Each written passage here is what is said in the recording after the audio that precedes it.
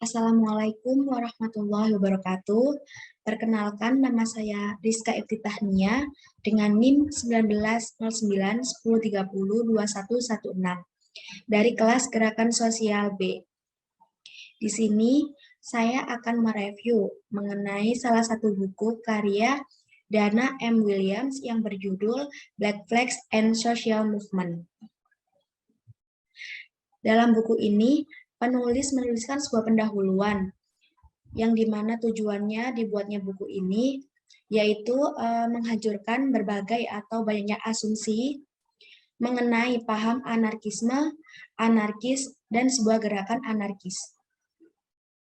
Dalam awalan buku ini, penulis juga membuat sebuah pandangan, kemudian berpendapat bahwasanya suatu gerakan anarkis memang sengaja untuk tidak dimasukkan ke dalam kajian ranah ilmu ilmiah dan sebagainya, dan masih jarang sekali kelompok anarkis disebutkan ke dalam studi sosiologi di Amerika.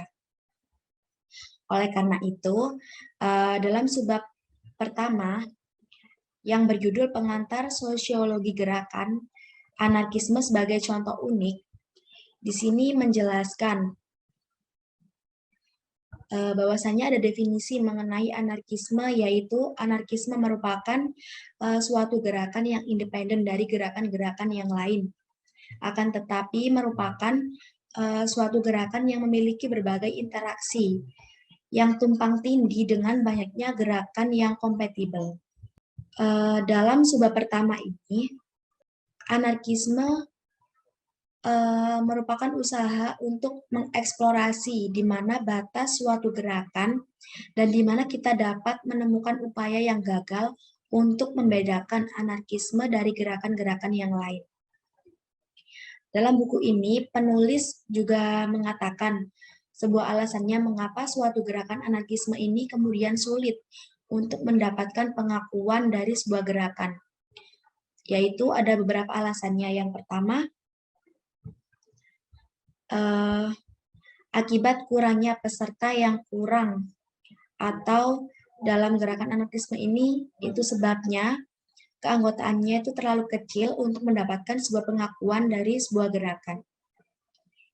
Dan alasan yang kedua, gerakan anarkisme ini dianggap tidak terorganisir sehingga masih belum dapat dikatakan masuk ke dalam sebuah gerakan. Dan yang terakhir, yang ketiga, gerakan anarkisme ini dianggap terlalu individualis, sehingga gerakan ini masih belum bisa dikatakan atau dapat diakui dalam sebuah gerakan. Selanjutnya, masuk ke sebab yang kedua, yang berjudul Anarkis sebagai Individu, Analisis Mikrostruktural. Dalam sebab yang kedua ini, bagaimana karakteristik ini dapat berbeda dari anarkis dalam gerakan masa lalu.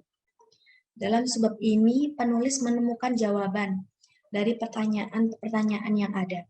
Menurut buku ini, pertanyaan tersebut dapat dijawab dengan cara melakukan sebuah eksplorasi sosiologi demografi, identitas, dan perilaku tindakan dan pengalaman para anarkis. Dalam membuat karakterisasinya, dalam buku ini mengandalkan dua survei internet yang berbasis sampel yang besar dan nyaman, dan juga survei anarkis besar. Akan tetapi, analisis kuantitatif tersebut tidak dapat digeneralisasikan, tapi banyak pengamatan yang dapat dilakukan untuk membantu mengetahui siapa yang mengisi gerakan anarkis tersebut. Pada dasarnya, analisis ini meskipun tidak sempurna, akan tetapi dapat membantu untuk memahami dalam hal apa saja bagi kaum anarkis pada masa sekarang. Apakah berbeda dengan kaum anarkis di masa yang lalu? Dalam menentukan bagaimana anarkis modern berbeda dari masa lalu, perlu mempertimbangkan seperti apa anarkisme sebelumnya.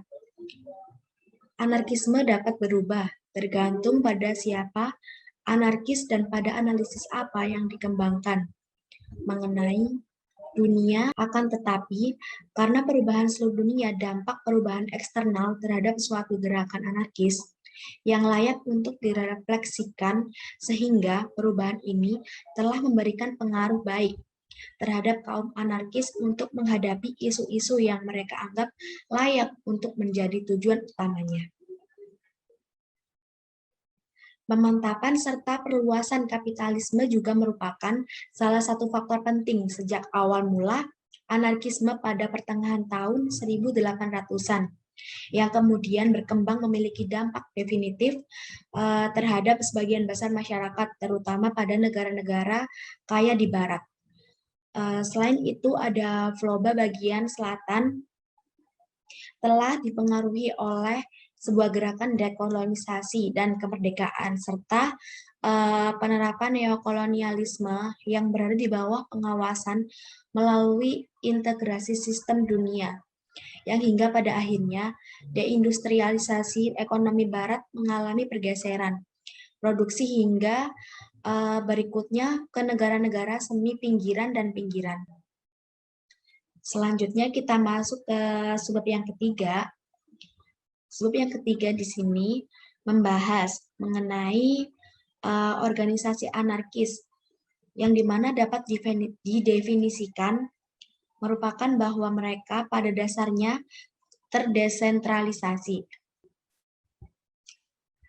Di sini pada subbab yang keempat yang berjudul pentingnya teori gerakan sosial bagi anarkisme, di sini menjelaskan bahwa gerakan anarkis sendiri itu merupakan aplikasi sosial yang perwujudannya berupa teori anarkis yang belum ditafsirkan melalui teori gerakan sosial sosiologi.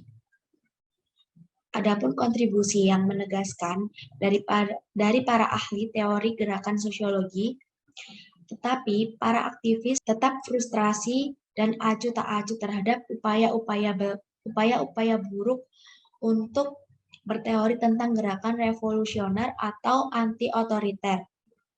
Teori sosiologi memiliki pengaruh pada teori gerakan sosial, akan tetapi gerakan sosial juga memiliki dampak nyata pada teori sosial itu sendiri. Kita masuk ke dalam subbab yang kelima.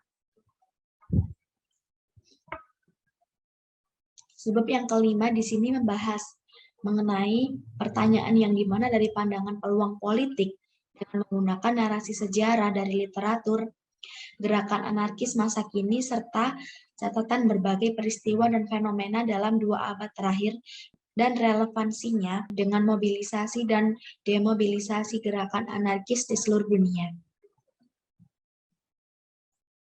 Kita masuk ke subbab selanjutnya, yaitu subbab ke-6, di mana pada subbab ini menyajikan sebuah dimensi penting dari berbagai teori dengan memperhatikan bagaimana setiap dimensi dapat diterapkan.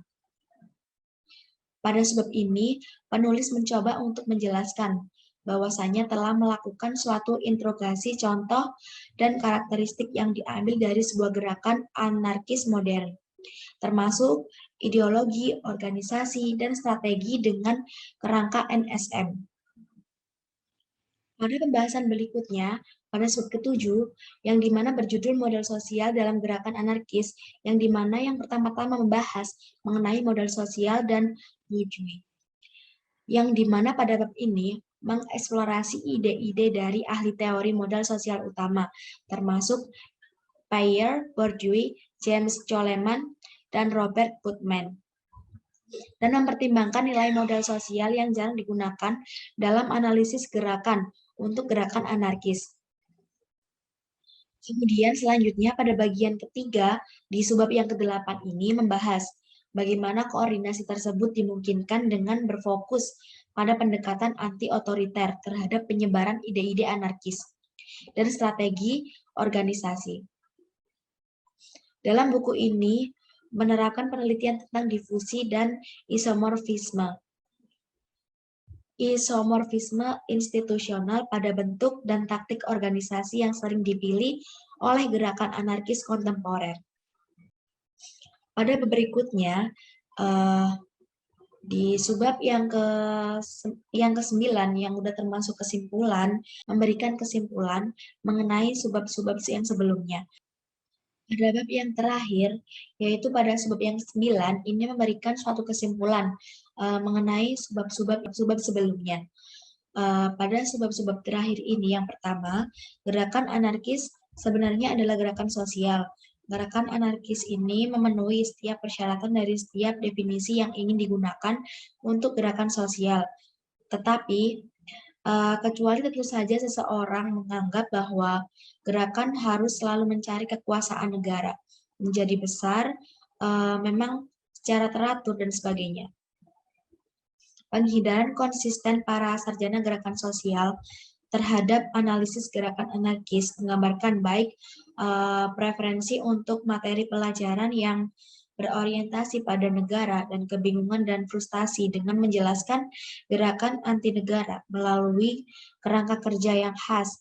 Seperti gerakan lainnya, gerakan anarkis terdiri dari individu dan organisasi yang tertanam dalam jaringan yang padat dan tersebar, yang berbagai identitas kolektif, yang pasti terlibat dalam tindakan ekstra institusional. Selain itu, meskipun ada jaringan kontra dominasi aktif yang besar yang menentang upaya anarkis, pembingkaian anarkis yang biasa dan populer secara terang-terangan dan tidak dapat disangkal salah. Yang kedua, dalam buku ini menganalisis berbagai sumber daya yang menggambarkan siapa dan di mana anarkis berada, dan terutama kaum anarkis agak berbeda dari masa lalu, dari masa sekarang. Akan tetapi sebenarnya tidak jauh berbeda. Saat ini gerakan anarkis cenderung menarik peserta dari semua latar belakang kelas dan memiliki berbagai orientasi ideologi, sementara beberapa masih tergabung dalam serikat pekerja. Yang ketiga, berbagai teori gerakan sosiologi dapat digunakan untuk menjelaskan prevalensi dan aktivitas gerakan anarkis. Yang sebenarnya banyak teori gerakan sosial yang ada itu berkontribusi untuk memahami gerakan anarkis. Meskipun seringkali tidak sempurna, mengingat resiko yang dihadapi oleh kaum anarkis, modal sosial menjadi sangat penting. Kepercayaan sosial khususnya memungkinkan orientasi dari luar ke dalam yang sesuai dengan gerakan-gerakan ini.